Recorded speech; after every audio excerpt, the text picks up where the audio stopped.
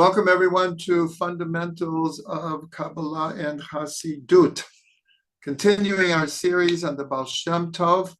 For those who were here last week, after many months of learning the teachings of the Baal Shem Tov, we went back to go over his life, trying to understand the various forces that helped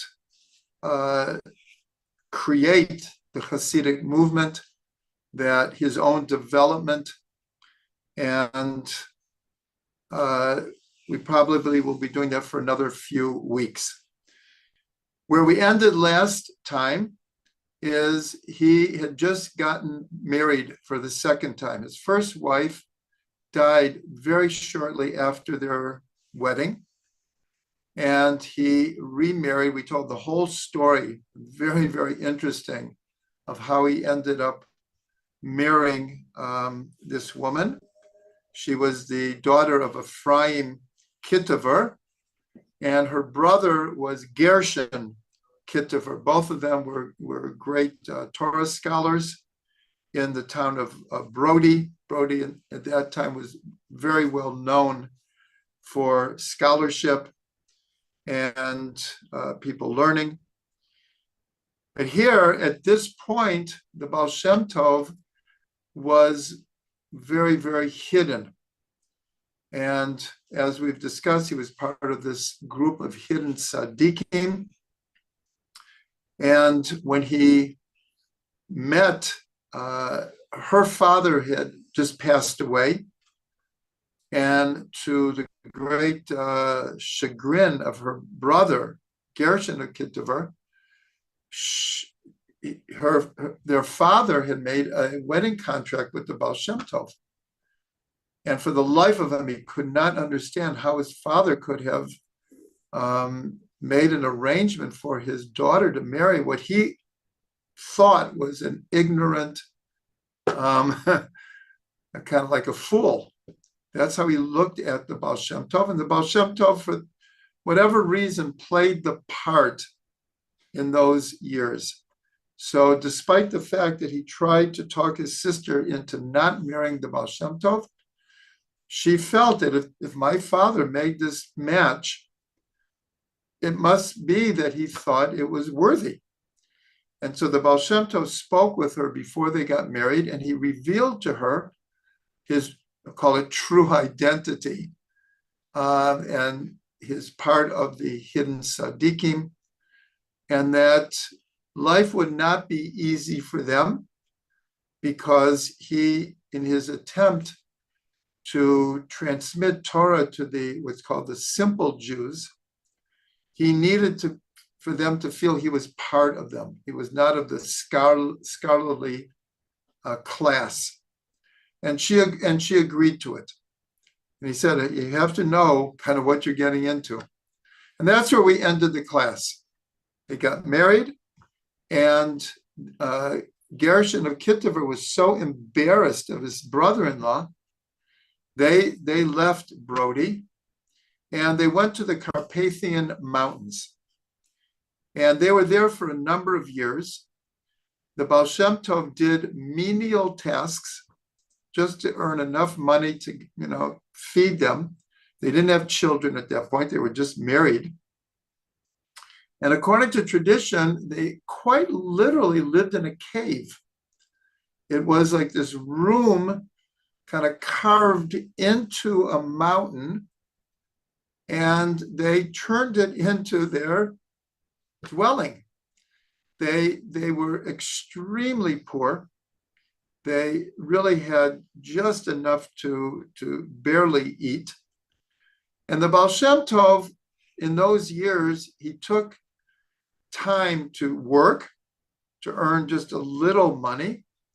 He would go on secret missions for this group of hidden tzaddikim.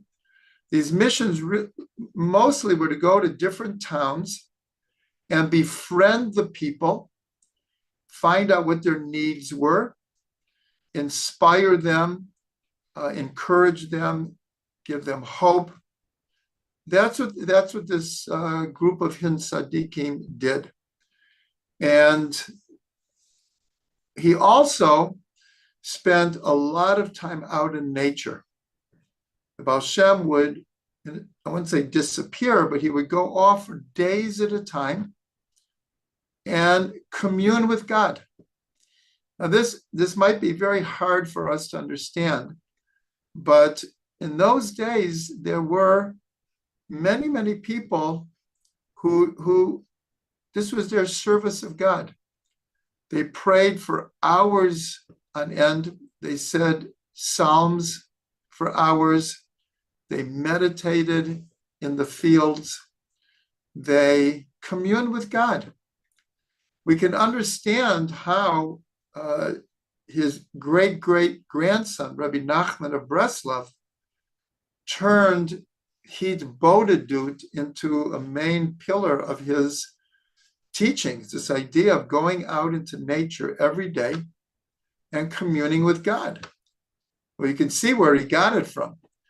Now, he encouraged his students, and actually it's done to this day, where they would have a lifestyle where they would go to sleep very early, wake up at midnight, go out into nature, and commune with God until early morning. They go to the mikveh, daven, sleep maybe for a few hours, learn or work the rest of the day, and continue to do this. But this already the Baal Shem Tov, but he was doing it for days at a time, not just like an evening or an hour here or there.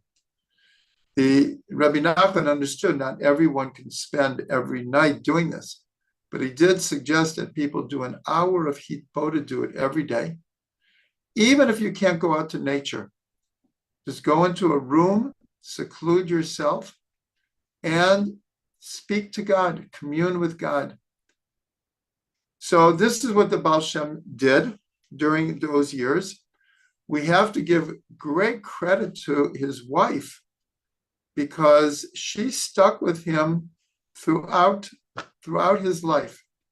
And he didn't live like an ordinary kind of life. He was a very, very elevated type of soul. So the Baal Shem was married.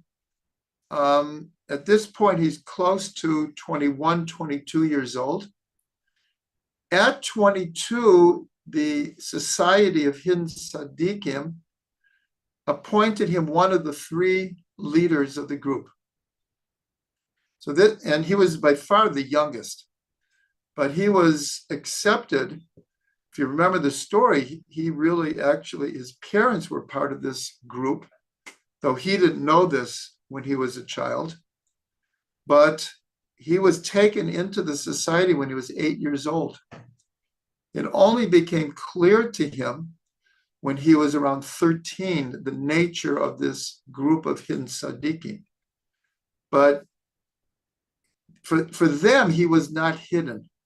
They saw his greatness, his learning, his spirituality, his energy. So at age 22, he became one of the three leaders of the group. And it's interesting because we know that the Lubavitcher Rebbe, so he had what were called campaigns. He would like announce a campaign, and the entire Chabad community worldwide would take it on.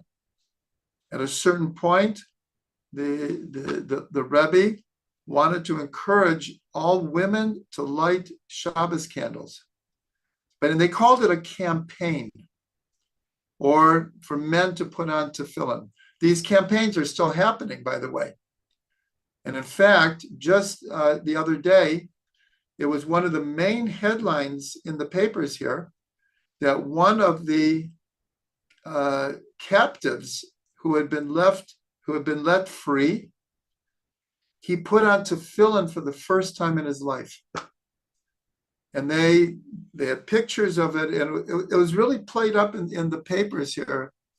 And what's interesting, not to go off on a tangent, but we see that a number of the families of hostages who were not Shomer Shabbat observant before took on keeping Shabbos while their children were in captivity, and that many of the captives also, in the most dire circumstances, took on trying to keep Shabbat, which is really incredible.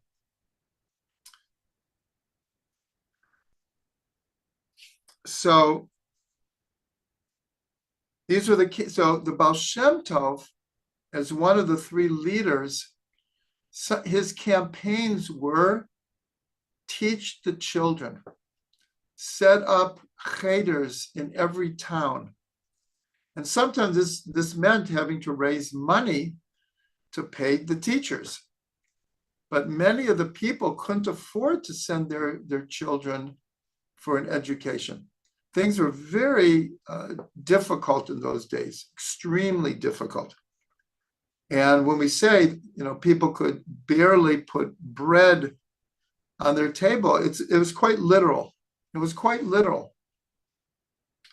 So the Baal Shem Tov, that was one of his campaigns, that they should spread out to all these villages and do their best to set up learning opportunities for children.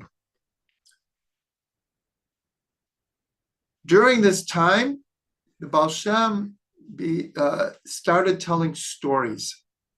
As he would go from town to town, he would just show up and he would kind of grab a few people and he'd start telling a story. But the way the Baal Shem Tov is telling a story, people started gathering around. His energy just was magnetic. And he would tell very seemingly simple stories that had, simple morals and ethics and parables. And of course, again, his great-grandson, Rabbi Nachman, became famous for his stories. To this day, the stories of Rabbi Nachman are so spread throughout the Jewish world. And a point that we made before is, it's a bit paradoxical because the Baal Shem was very hidden, but he was revealing himself constantly. But then, people would become attached to him and then he's gone. And people would forget, in a certain way, forget about him. We'll see later, once he revealed himself, it was like all these people were like, oh my gosh, that was the Baal Shem Tov? That was the one who inspired us or encouraged us or led us in davening. So he would go from town to town, spreading the light of Torah, God's light, but he was especially interested in the simple Jew. That's who he wanted to get to, because that was like 90% of the Jewish people. That's who he wanted to get to.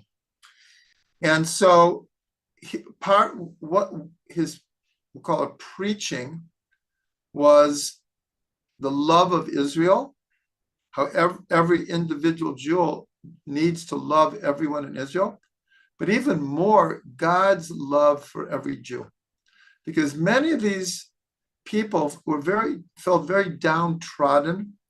The scholars ignored them and actually looked down upon them.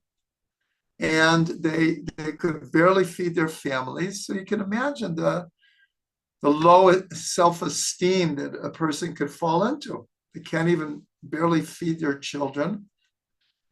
And that's what the Baal Shem came to do. It was like, no, every psalm that you say, you have no idea how valuable it is. Every Shabbat that you keep is like, you're the king of the world. how much God loves you, how God values you. These were his messages in those days. One of the things that the Baal Shem Tov had a pet peeve was, in those days, there were many, call them preachers, that would go around and they would kind of preach fire and brimstone kind of messages, that if you don't do every mitzvah correctly, all hell is going to break loose. That's become a very popular saying these days. But it was kind of like threatening the people. Do you know why you're having such a difficult time? It must be your sins. The Baal Shem Tov, this bothered him immensely, because that was not his message. His message was just the opposite. We have to encourage people. We have to let people know how much God loves them, how strong they are by keeping mitzvot, how valuable they are. So there's one story. The Baal Shem Tov came to this town, and the people were simple farmers, and it hadn't rained. And the crops had begun to grow, but because there was no rain, they were like withering up. And the people were so distraught. Like, if their harvest fails, they don't have food. It was a dire situation. And so the Baal Shem was just passing through, but he saw they really needed encouragement. So he stayed and he was encouraging them, and it rained. And the people were so joyous, and the Baal Shem Tov was so joyous. Just then, it was right before Shabbos, and a so-called well-known preacher came to that town. And he expected to be treated with great honor, great kavod. And so he made it known that he needs to be treated with great honor. And he asked permission to preach that Shabbat. And so the people agreed.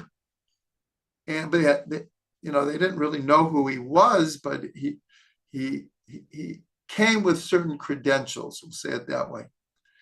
And so the Baal Shem stayed for that Shabbat, and everyone came to town. Everyone came to synagogue, and he gets on this almost a rant of, why are you suffering? Why are the Jewish suffering? It must be because of our sins. And people started crying. And the Baal Shem Tov is like witnessing this. I'm telling this story because it apparently happened a number of times. And the Baal Shem Tov got up and said, what are you telling these people? Have you no idea what beautiful people these are? How much Mesirat Nefesh, how much sacrifice they have to keep the Torah in these difficult times? How dare you? And it was really one of the first times that the Baal Shem took a stand, but it became a real part of his teachings. Is like, no, we won't put up with this kind of preaching anymore. And he told the people, he said, don't listen to him. God loves you. God just sent the rain. Let's sing and dance and celebrate. And so they all started singing and dancing. And that's how the Baal Shem Tov countered this kind of negative rebuke. But it became a standard of the Baal Shem Tov. and he taught his students, we'll get to that soon, that they had to put a stop to this kind of preaching. So for a number of years, he and his wife lived in the Carpathian Mountains. And then, after a number of years, they returned to Brody. Now, this is where her brother lived. This is a town of great scholars.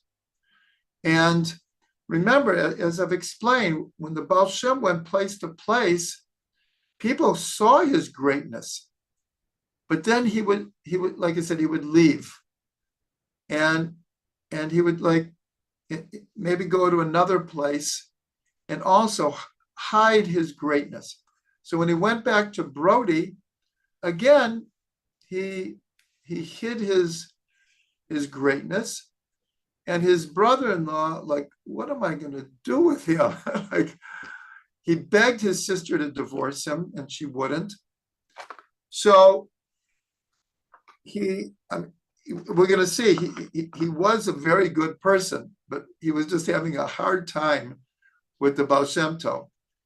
So he decided, he made arrangements for his sister and the Baal Shem Tov to run an inn. And this way they would have a place to live, and they would have somewhat of a livelihood. And that's what happened. The Baal Shem's wife ran the inn. The Baal Shem at this point was a shochet. He was a ritual slaughter. And so that was his part of feeding the people.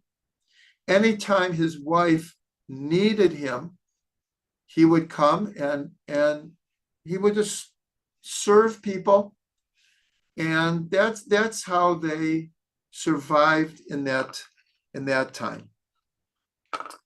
At that point, they had their first child. It was a daughter, and she was named Adel.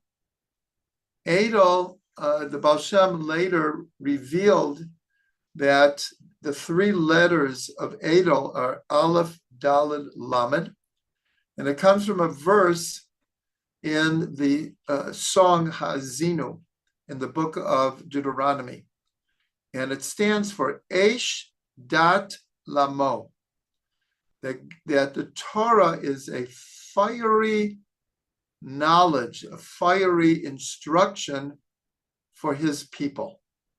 So he named his daughter Adel, that because the whole idea of being on fire to serve God. We'll learn more about Adel. She was a very, very elevated neshama. And one of the stories is that the Baal Shem, we have to have a picture of him. He very easily would go into trances. He would, I don't want to use the word like space out, because his spacing out was very on purpose. And let's say it was time to eat, and he wanted to say a bracha. Well, he could go into a hour kind of elevated soul in preparation to say this blessing. So you can imagine the wife of the Baal Shem Tov is dealing with this all the time. And so many times when it would come time to eat, the Baal Shem Tov was just like, he was just in a different place. We unless you've like witnessed this, it would be a hard time to understand. I'll just tell you, like personally, there's a very, very famous rabbi in Yerushalayim, and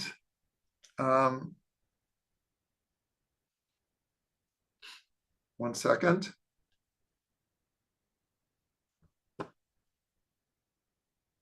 I'm trying to think of his full name. It escapes me right now. He's the Amshinover Rebbe. It's called the Amshinover Rebbe. And he's a very similar type of person. Many, many stories are told about him. I have only been in his presence really twice, but one of the times it was at the circumcision of one of his students who their family is very good friends of ours. And so the Amshinover Rebbe came and he was going to lead the blessing after the meal, the grace after meals. And this is what he does all the time. The stories are like incredible of it can take him an hour to say a blessing. And people like are into it. So at this grace after meals, that's exactly what he did. And it was, it's not something you forget, because it's like for real. Like, it's for real. It's not like put on. It's not like a put on type of spirituality. It's like, that's who this person is. And it was quite extraordinary, I can tell you. It was really very extraordinary. They daven for hours and hours and hours and hours and hours. And that we're going to see, that's how the Baal Shem davened also. And anyways, so the story was, one time the Baal Shem is in one of these spiritual trances, and his daughter, who was very small at that point, climbs up on his lap and starts pulling his beard. And that like brought him down, and he started eating. And so his wife saw, oh, this is a good strategy. So when they would sit down, she would take Adel and put her on the Baal Shem's lap, and that brought him down to earth. And then he would eat like ordinary people eat.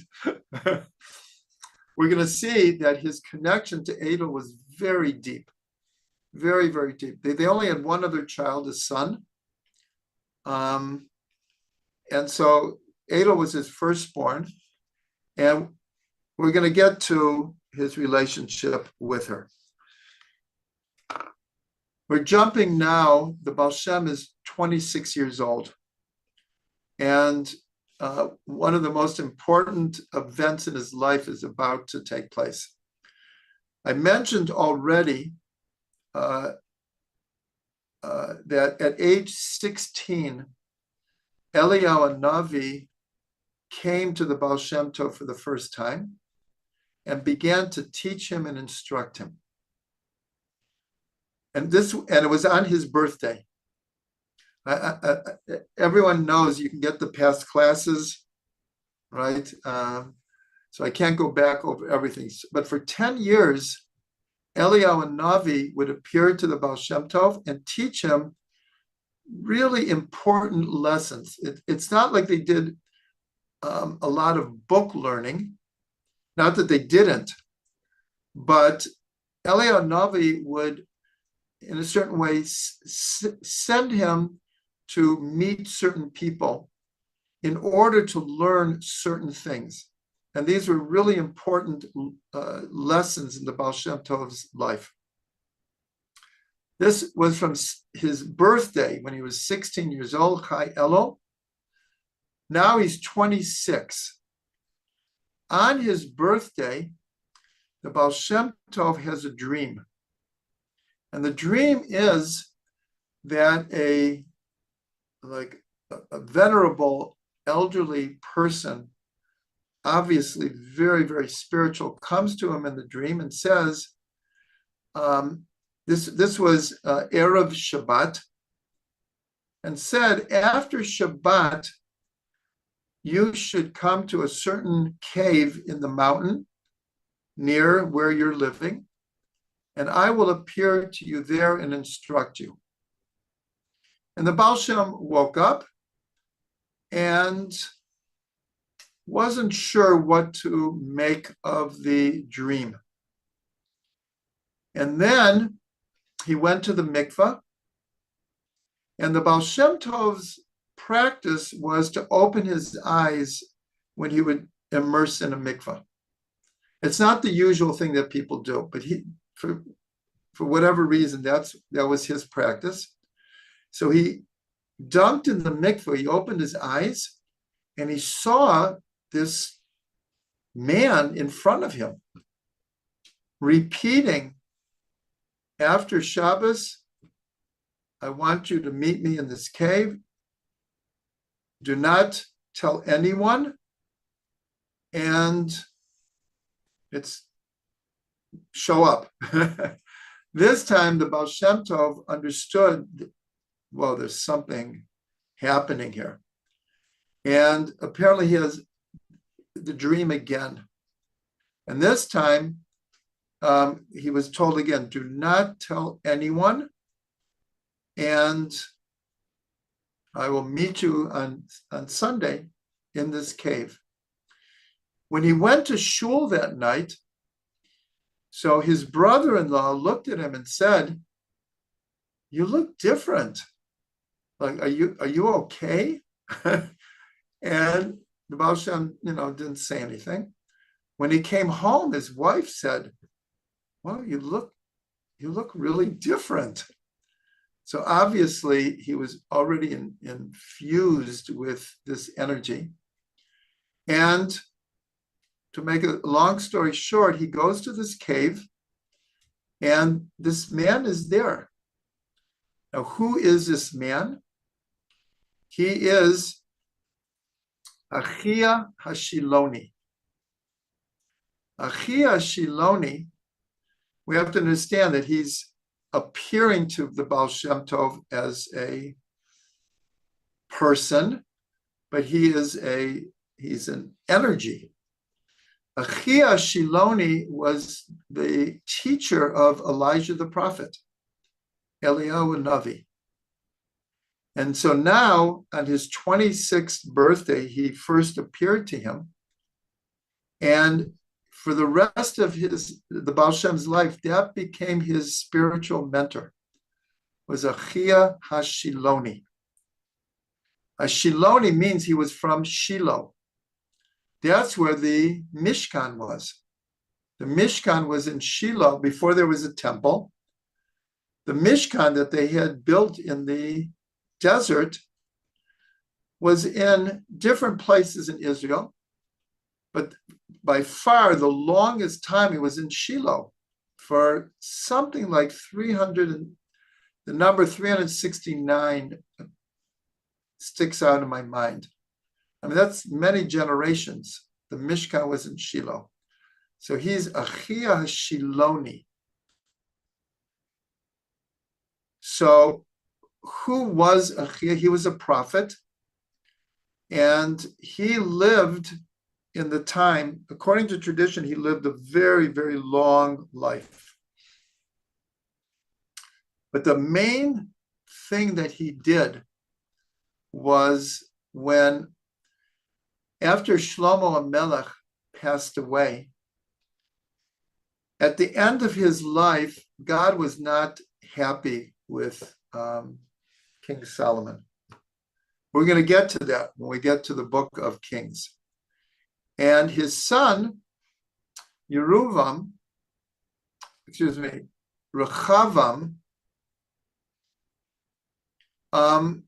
took over, and wait one second.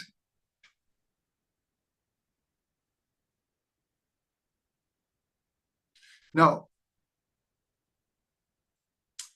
wait, give me 1 second, please. Give me one second.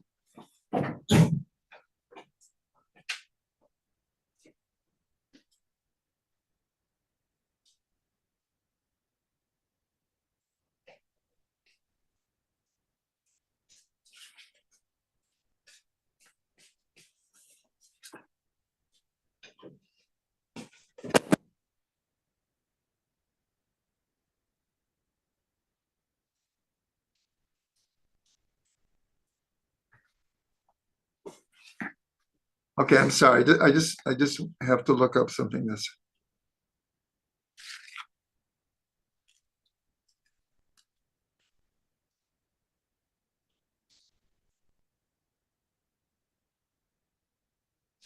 Yeah, okay.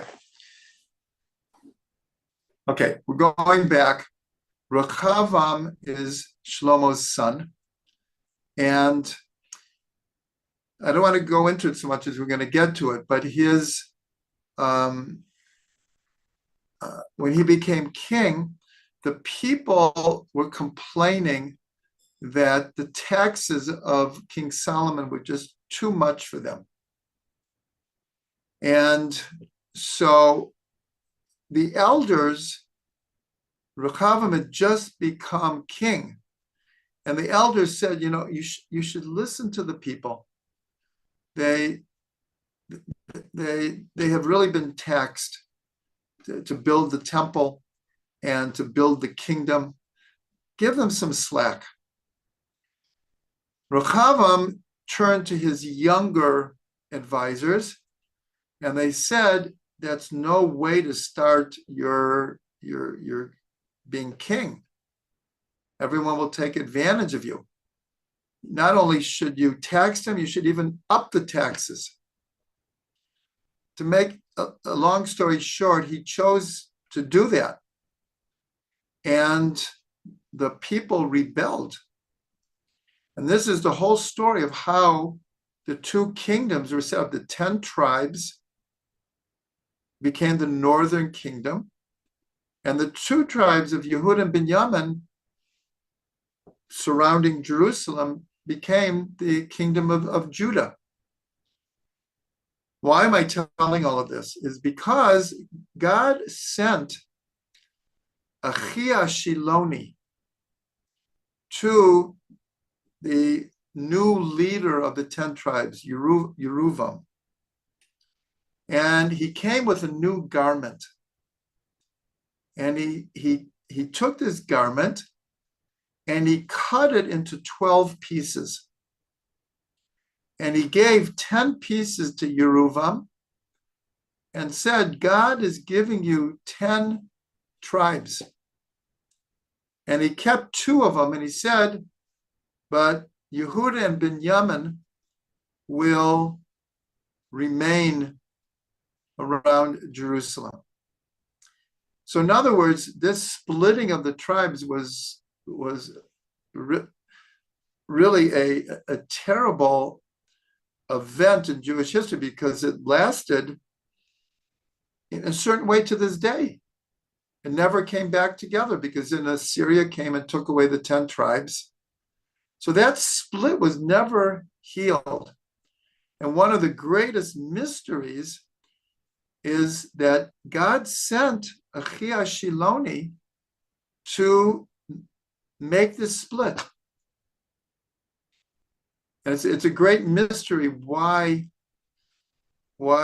God allowed this, but actually Achia said it, because unfortunately Shlomo HaMelech at the end of his life wasn't doing what God wanted him to do. So he brought it upon himself. So in a certain way, God was just administering the measure for measure that was set up here. So I just wanted to explain who Achia Shiloni was. But we shouldn't think, again, God sent him. He did what God told him to do. Nonetheless, he is the teacher of Elijah the prophet. And according to tradition, he is the 7th in the transmission of the Torah to his time. Who are the seven? The seven are Moshe, gave it over to Yoshua. Yoshua gave it over to Pinchas. Pinchas gave it over to Eli. Those who are coming to the Sunday class, we're learning about Eli right now, the high priest at the time that Shmuel becomes a judge. Eli gave it over to Shmuel because Eli raised Shmuel. Shmuel gave it over to David, and David gave it over to Achia Hashiloni. And Achia Hashiloni gave it over to Eliyahu Navi, and it came down to our days. But he was the seventh in this special transmission of the Torah. Now, obviously, it was transmitted to other people along the way also, but these were, like we call it, the main links. So the Baal Shem Tov goes to this cave, and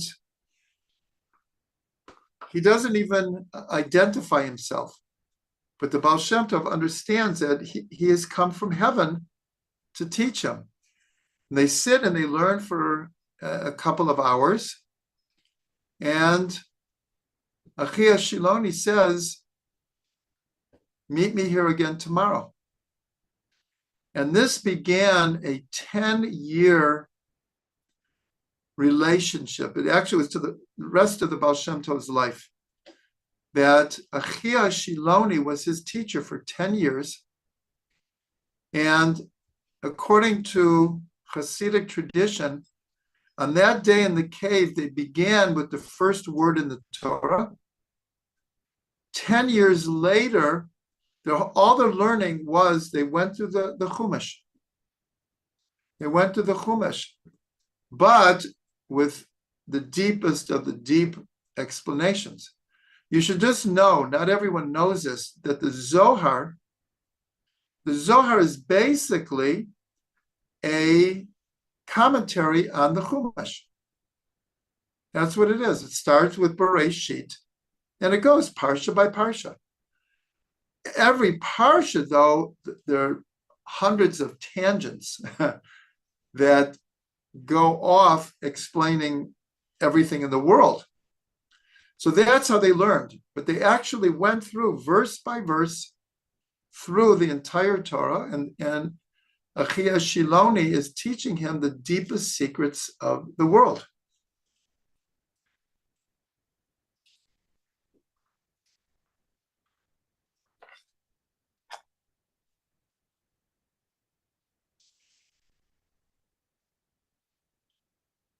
But along with learning, Achia is also teaching him lessons in life. One of the lessons that Achia taught him was, again, the Baal Shem Tov is a unique type of neshama. He could go days without eating. His mind was in the upper worlds. And then he could be in this world, obviously, because he was telling stories. He was one of the leaders of the hidden tzaddikim. And I should mention, because we're dealing with years 26 to 36, at age 30, the Baal Shem Tov was appointed the leader of this group of tzaddikim. At age 30, again, he was relatively young compared to many of them.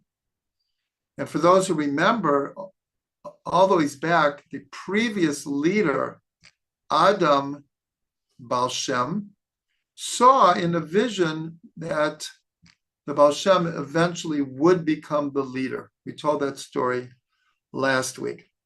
But so here, the Baal Shem Tov, and this is important to point out, he could be extremely well-grounded, and he could also be in the heavens. But at a certain point in the Baal Shem Tov's life, it became very problematic for him because his elevations of soul were becoming more and more frequent, more and more intense. And to balance being grounded in this world and having such a mind and such a consciousness, it is a big challenge.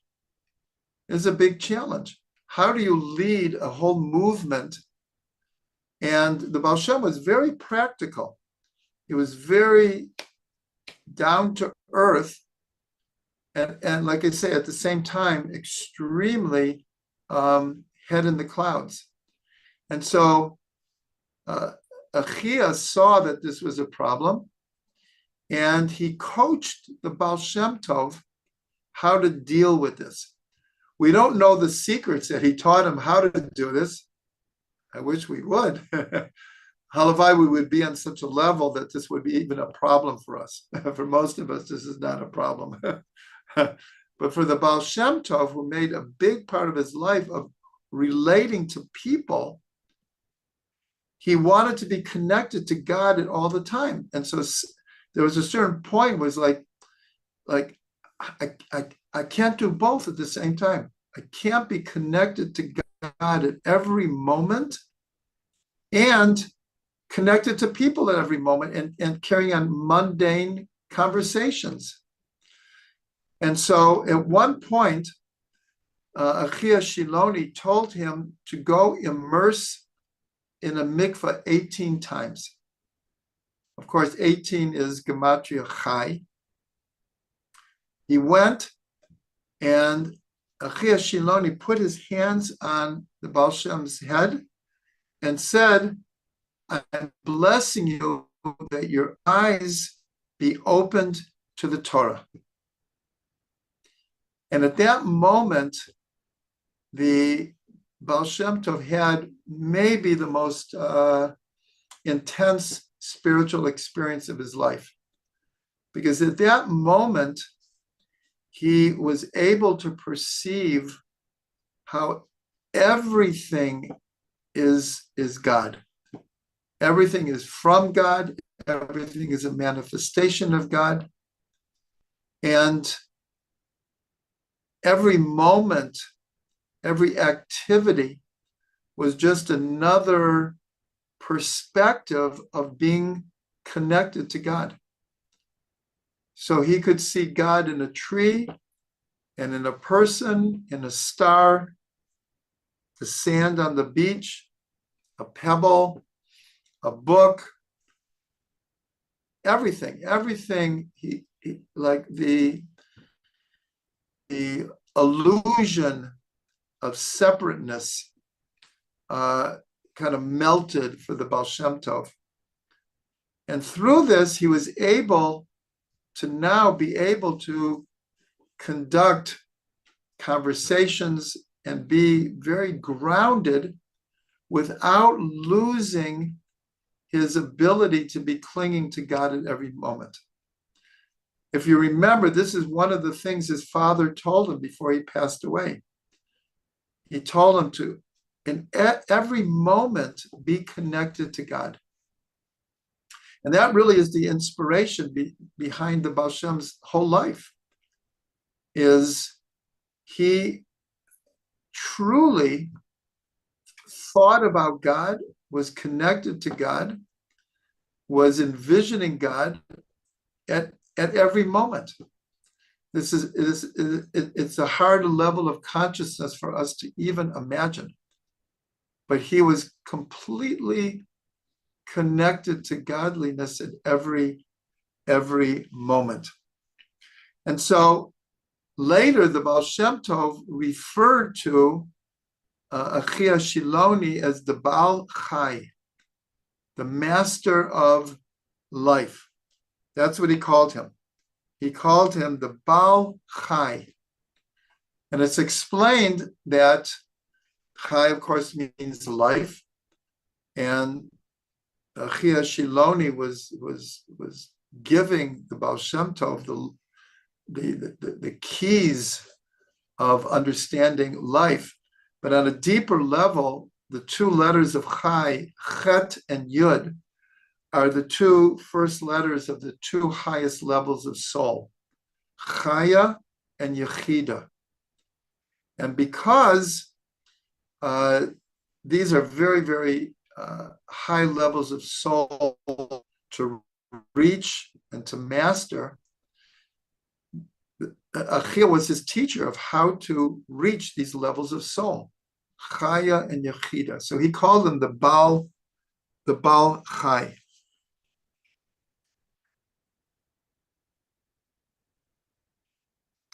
Another thing that the Baal Shem Tov already knew this, again, from a previous class, when Adam Baal Shem sent his son to meet the Baal Shem Tov. If you remember, he came with a manuscript. And this manuscript, the Baal Shem learned with the son of Adam Baal Shem. And then a tragic event happened that they reached very, very high levels, but the Baal Shem knew it was quite dangerous, the kind of soul ascents that they were doing. And his friend died in the process, and the Baal Shem hid away this manuscript. But in this manuscript, he learned how to do what's called Ali. We usually use this term when we talk about someone who's passed away on their yurtzeit, having an aliyat neshama, that their soul should be raised up. But there is a way to do this while you're alive. And it's basically what we call an out-of-body experience, where someone learns to be able to let their soul elevate from its attachment to the body. And they're able then to enter into higher worlds, higher levels of consciousness. When we talk about the four Kabbalistic worlds, Rav Ginsburg makes clear these are really four levels of consciousness. It's not so much a physical world, but a level of consciousness that is present in this world. But these are very high levels of consciousness. So Achia Shiloni also taught the Baal Shem secrets of having what are called these aliyat neshama. So that's why many times the Baal Shem, while he was davening, would experience these aliyat neshama, and in this place, time is almost not relevant.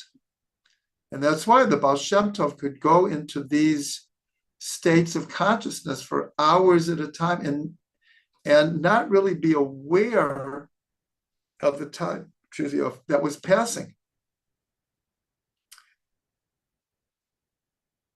And later, we're going to learn probably the most famous aliyat neshama of the Baal Shem Tov is when he came in the presence of the soul of Mashiach. That we will say. That's probably the most important aliyat neshama he had. But many times on Rosh Hashanah and Yom Kippur, specifically, in the prayers where everyone is praying, for hours and hours and hours, he would go into these elevations of soul and he'd become aware of certain decrees that were hanging over the Jewish people. And he would, with his whole might, in that soul elevation, try to cancel these decrees. And so on Rosh Hashanah Yom Kippur, people could see the Baal Shem was just like, and they understood what he was doing. They understood. It was mostly his students surrounding him, so they understood.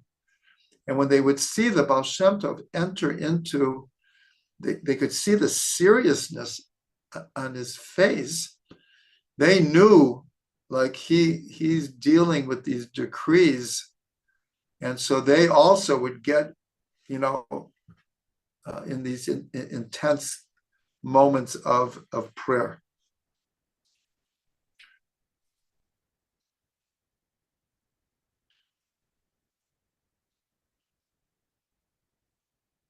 Okay, so this brings us more or less to the age 36.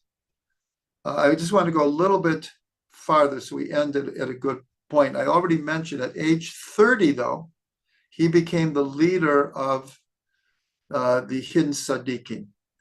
And at that point begins a great debate in the Baal Shem's mind. And that is, again, he and this whole society have been hidden. That was, in those days, it was a thing that many, many great souls did, is they stayed hidden. They didn't look for fame or position. They wanted to serve God. And so they just went about their lives, and, an observant Jew, a good person, but no one knew the heights of their spiritual service. And the Baal Shem Tov began like an inner debate with himself, because he saw that the potential of these hidden tzaddikim, they were doing important things. They were spread out in villages all over the place. They had this, call it like an underground communication. They were all, the Baal Shem had initiated a number of what I described as campaigns. And the Baal Shem was starting to feel that being too hidden might not be the call of the hour. That the situation of the Jewish people was so almost desperate that the Baal Shem was like an inner debate. Maybe being too hidden isn't what we should be doing now. But intuitively, that was another thing. His father told him that he should be hidden so that he can reach the people that he needs to reach. But here he's having a debate. And this debate went on for actually many years, 6 years actually, from the age of 30 to 36. And I think we're going to end here. Hopefully I'll whet your appetite, because a few months before his 36th birthday, we already discussed how many times things happen in the Baal Shem's life on his birthday. Chai Elul is very, very important in his life. So a number of months before Chai Elul, Achia Shiloni tells the Baal Shem, we're coming to the end of our learning, and it's time for you to reveal yourself. You are meant to be a leader in Israel, and that is the purpose that your soul came into this world, and the time has come. And I'll end the class that I think it was approximately for 4 months, the Baal Shem was going through, we'll call it an identity crisis. He had spent his whole life serving God like by himself. But as we've been saying, he was already feeling like maybe it is time to be revealed, not just myself, but the mission that I have in this world. And as we said also, there were times that he and his wife moved many, many, many times. And he would, let's say, come to a town, and he would start a minyan. I didn't mention this before, The Baal Shem Tov absolutely could not pray with the regular minions. Like he put so much effort into davening, and as we'll see, that is what attracted so many people. So he would start a minyan, and it would start to grow, and people were like, wow, it's like the original Karlach minions, like singing and dancing and deep kavana. And then he saw like, whoa, I'm getting a little bit too known here, and he would move on.